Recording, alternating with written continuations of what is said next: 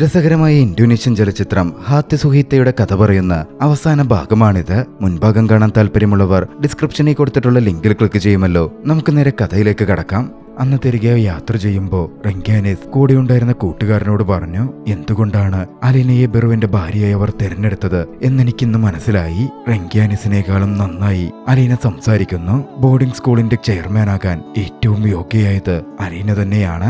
അത് പറയുമ്പോൾ റെങ്കാനിസിന്റെ കണ്ണുകൾ നിറഞ്ഞിരുന്നു. അന്ന് കുറച്ചു കഴിഞ്ഞ് അലീന ബെറുവിന്റെ അടുത്തെത്തി താൻ തന്റെ മുത്തച്ഛന്റെ വീട്ടിലേക്ക് പോകുവാണെന്ന് പറഞ്ഞു. എന്തിനാ ഇപ്പൊ പോകുന്നത്? എനിക്ക് കൊണ്ടാക്കാൻ സമയമില്ല.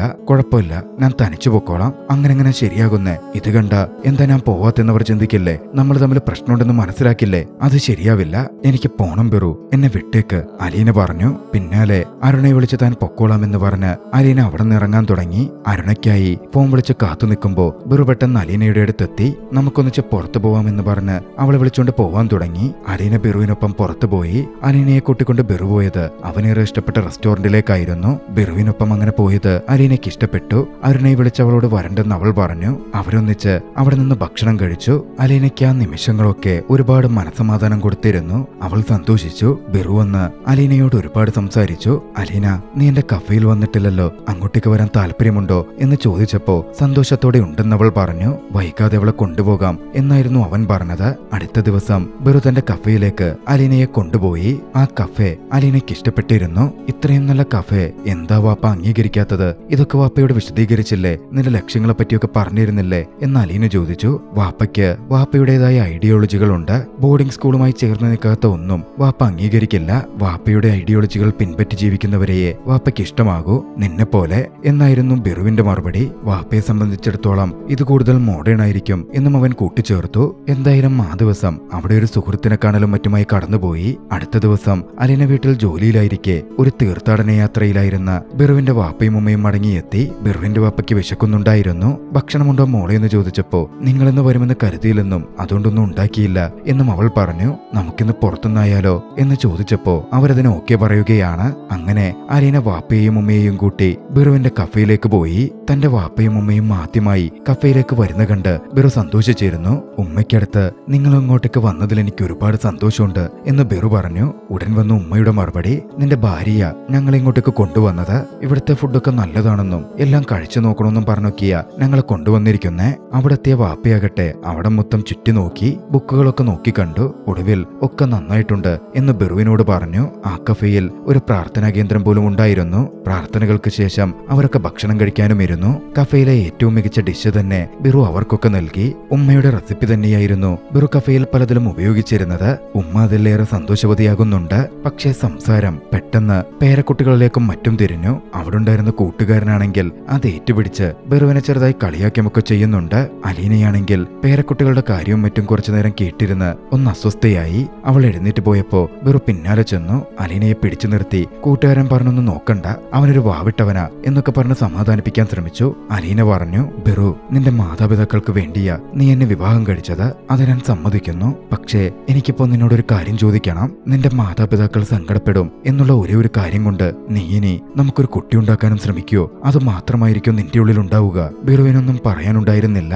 അലീന അവിടെ നിന്ന് പുറത്തേക്ക് പോന്നു. അന്ന് രാത്രിയിൽ അലീനയ്ക്കടുത്തേക്ക് ലൈംഗിക ബന്ധത്തിന് താല്പര്യമറിയിച്ച് ബെറു വന്നു. പക്ഷെ അലീന ഒഴിഞ്ഞു മാറി. എനിക്കിപ്പോ പറ്റില്ലെന്നും എന്നെ സ്നേഹിക്കാത്ത ഒരാളുമൊത്ത് ലൈംഗിക ബന്ധത്തിൽ ഏർപ്പെടാൻ എനിക്ക് ബുദ്ധിമുട്ടുണ്ട് എന്നും അവൾ വ്യക്തമാക്കി. അപ്പോ വാപ്പയുടെയും ഉമ്മയുടെയും ആഗ്രഹങ്ങളോ എന്നായിരുന്നു ബെറുവിന്റെ അടുത്ത ചോദ്യം. അലീന പറഞ്ഞു, അവരോട് എനിക്ക് 100 കണക്കിന് മറുപടികൾ പറയാൻ പറ്റും. പക്ഷേ നമുക്കൊരു കുട്ടി ജനിച്ച് നിങ്ങളുടെ സ്നേഹം കൊണ്ടാണോ ഞാൻ ഈ ലോകത്ത് ജനിച്ചതെന്ന് ചോദിച്ചാ അതിനെനിക്ക് മറുപടി പറയാനുണ്ടാവില്ല.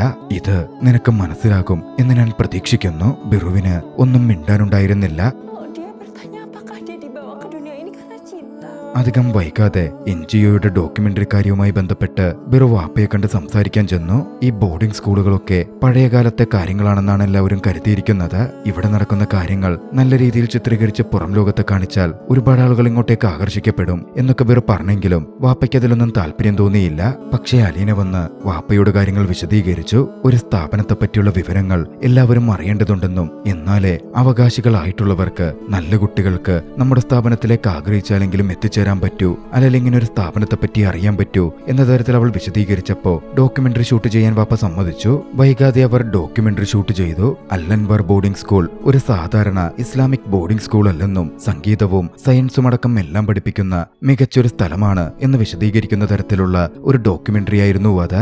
റെങ്കാനിസിനൊപ്പം അലീനയും അതിൽ പ്രസന്റർ ആയിട്ടുണ്ടായിരുന്നു. അലീനയുടെ മികവുകളും മറ്റും അന്ന് റെങ്കാനിസ് ഒരുപാട് നോക്കിക്കണ്ടിരുന്നു. അലീനയോട് അവൾക്കൊരു ബഹുമാനം തന്നെ തോന്നി. അന്ന് പ്രോജക്റ്റ് ഷൂട്ട് ചെയ്ത് റെങ്കാനിസ് മടങ്ങുമ്പോൾ റെങ്കാനിസും അലീനയും സംസാരിച്ചു. ഇരുവരും തമ്മിൽ ഒരു പരസ്പര ബഹുമാനം പ്രകടമായിരുന്നു. റെങ്കാനിസ് അലീനയോട് ധൈര്യമായിട്ടിരിക്കെ, എല്ലാം ശരിയാകും എന്ന് പറഞ്ഞു. അലീന റെങ്കാനിസിന് ഭാവി ജീവിതത്തിന് ആശംസകൾ നേർന്നു. അടുത്ത ദിവസം വീട്ടിലൊരു സംഭവം ഉണ്ടായി. ഉമ്മ ചോദിച്ചു, കഴിഞ്ഞ കുറച്ചു ദിവസമായിട്ട് നീ വലിയ ഉഷാറിലാണല്ലോ, എന്താ വല്ല വിശേഷവുമുണ്ടോ? അപ്പോഴേക്കും ബിറുവും എത്തിയിരുന്നു. അവരെ വിഷമിപ്പിക്കേണ്ടെന്ന് കരുതി അലീന ഒരു കള്ളം പറഞ്ഞു. എന്റെ പീരിയഡ്സിന്റെ ഡേറ്റ് തെറ്റിയിട്ട് 2 ആഴ്ചയായി. ഉമ്മയും വാപ്പയും വല്ലാതെ സന്തോഷിച്ചു. ബിറു അതിൽ ഞെട്ടിയിരുന്നു.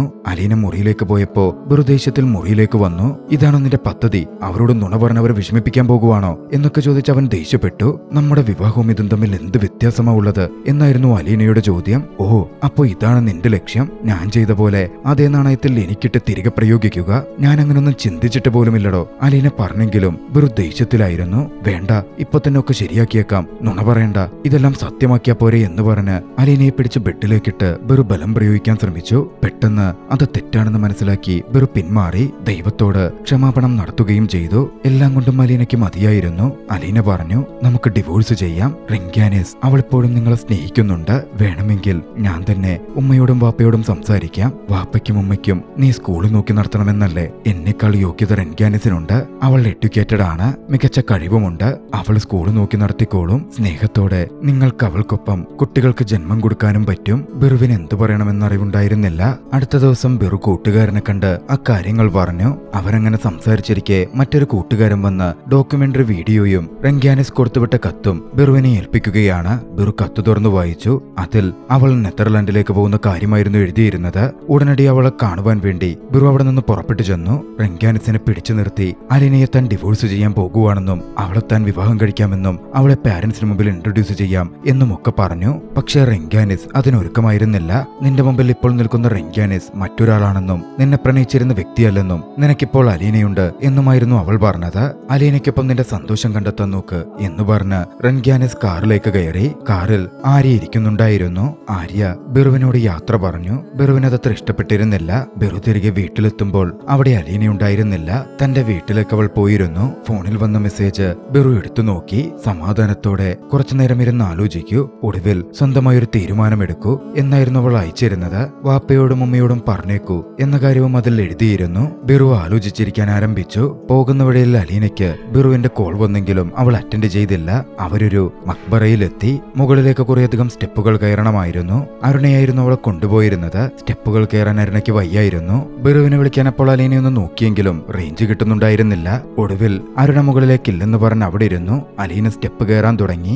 ഓരോ സ്റ്റെപ്പ് കയറുമ്പോഴും വിവാഹ ജീവിതത്തിന്റെ ഓരോ ഘട്ടവും അവൾ ആലോചിച്ചു. ഇനി എന്ത് വേണമെന്നുള്ള തീരുമാനമെടുക്കാൻ അവൾ പ്രാപ്തിയായിക്കൊണ്ടിരുന്നു. സന്ധ്യയുടെയായിരുന്നു അവൾ മലയിറങ്ങി തിരികെ എത്തിയത്. അപ്പോൾ അതാ അങ്ങോട്ടേക്ക് ധർമ്മ കടന്നു വരുന്നു. ധർമ്മയെ കണ്ടൊരു നിമിഷം അലീന ഒന്ന് ഞെട്ടിയിരുന്നു. എന്തായാലും ധർമ്മ ഭക്ഷണം കഴിക്കാൻ അവരെയും ക്ഷണിച്ചു. അവരും കൂടെ പോയി. ധർമ്മ തന്റെ മീശയും താടിയും ഒക്കെ ഷേവ് ചെയ്ത് സുന്ദരക്കുട്ടപ്പനായി കാണപ്പെട്ടിരുന്നു. അരുണ അതിനോടകം ധർമ്മയോട് കാര്യങ്ങളൊക്കെ പറഞ്ഞിരുന്നു. ധർമ്മ അതിനെപ്പറ്റി അലീനയോട് സംസാരിക്കാൻ തുടങ്ങിയപ്പോ അരുണ നൈസായിട്ട് അവിടെ നിന്ന് എഴുന്നേറ്റ് പോയി. ധർമ്മ അന്ന് അലീനയോട് പറഞ്ഞു, അരുണ പറഞ്ഞില്ലെങ്കിൽ കൂടിയും ഇത് ഞാൻ മുമ്പേ സംശയിച്ചിരുന്നു. എന്തു തന്നെയാണെങ്കിലും ഞാൻ നിന്റെ കൂടെയുണ്ട്. അതിനർത്ഥം നിന്റെ മാരേജ് ബ്രേക്ക് ചെയ്യണമെന്നോ ഒന്നുമല്ല. നീ ഈ കാണിക്കുന്ന ധൈര്യമുണ്ടല്ലോ, ബിറുവിനോടൊക്കെ തുറന്നു പറയാൻ കാണിച്ച ധൈര്യം, അതിനെയൊക്കെ സപ്പോർട്ട് ചെയ്ത് കൂടെയുണ്ടെന്നാണ്. ഇത് ആരാണ് ശരി ആരാണ് തെറ്റ് എന്നുള്ളതിലേക്കൊന്നുമല്ല വിരൽ ചൂണ്ടുന്നത്. എല്ലാത്തിലും ഉപരിയായി നിനക്ക് സന്തോഷം വേണം അലീന. അലീന ധർമ്മയോട് നന്ദി അറിയിച്ചു. ധർമ്മയുടെ സംസാരവും പിന്തുണയും അലീനയ്ക്ക് വലിയ ആശ്വാസം പകർന്നിരുന്നു. അന്ന് രാത്രിയിൽ അവിടെ ഒരിടത്തായിരുന്നു അലീനയും അരുണയും തങ്ങിയത്. അടുത്ത ദിവസം അലീന തന്റെ മുത്തശ്ശിയുടെ വീട്ടിലേക്കെത്തി. മുത്തശ്ശിയോട് കാര്യങ്ങൾ പറഞ്ഞ് അവൾ വേദനയോടെ കരഞ്ഞു. മുത്തശ്ശനോട് ഇപ്പോൾ ഒന്നും പറയണ്ട എന്ന് മുത്തശ്ശി ചട്ടം കെട്ടി. മറുവശത്ത് ബിറുവും ആകെ വേദനയിലായിരുന്നു. ബിറു സത്യങ്ങൾ തന്റെ പാരന്റ്സിനോട് തുറന്നു പറഞ്ഞു. എല്ലാം കേട്ട് അവരുടെ നിയന്ത്രണം വിട്ടിരുന്നു. വാപ്പ ബിറുവിനോട് കലഹിച്ചു. പുറത്തേക്ക് പോകാൻ വരെ ആവശ്യപ്പെട്ടു. ബിറുവും പാരന്റ്സും കരയുന്നുണ്ടായിരുന്നു. ബിറുവിനെ അവർ ഒറ്റപ്പെടുത്തി. ഒരു വശത്ത് ബിറുവിന്റെ ജീവിതം കൂടുതൽ ദുഃഖത്തിലേക്ക് പോയിക്കൊണ്ടിരുന്നു. ഇതേസമയം മറുവശത്ത് ധർമ്മ വീണ്ടും അലീനയെ കാണാൻ വീട്ടിൽ വന്നു. മറുവശത്ത് ബിറുവാകട്ടെ ബോർഡിംഗ് സ്കൂളിന്റെ ഡോക്യുമെന്ററി കൂട്ടുകാർ കൊണ്ടുവന്നത് കാണാൻ തുടങ്ങി. അന്നായിരുന്നു റെങ്കാനിസ് നെതർലാൻഡിലേക്ക് പോകുന്നതും. ആര്യ അവളെ അവിടുത്തെ റെയിൽവേ സ്റ്റേഷനിൽ ജക്കാർത്തയിലേക്ക് പോവാൻ ഡ്രോപ്പ് ചെയ്തു. ആര്യയോട് റെങ്കാനിസ് സ്നേഹത്തോടെ സംസാരിച്ചു. തന്നെ കാണാൻ നെതർലാൻഡിലേക്ക് വരണമെന്ന് പറഞ്ഞു. ആര്യയും അതിന് സമ്മതിച്ചു.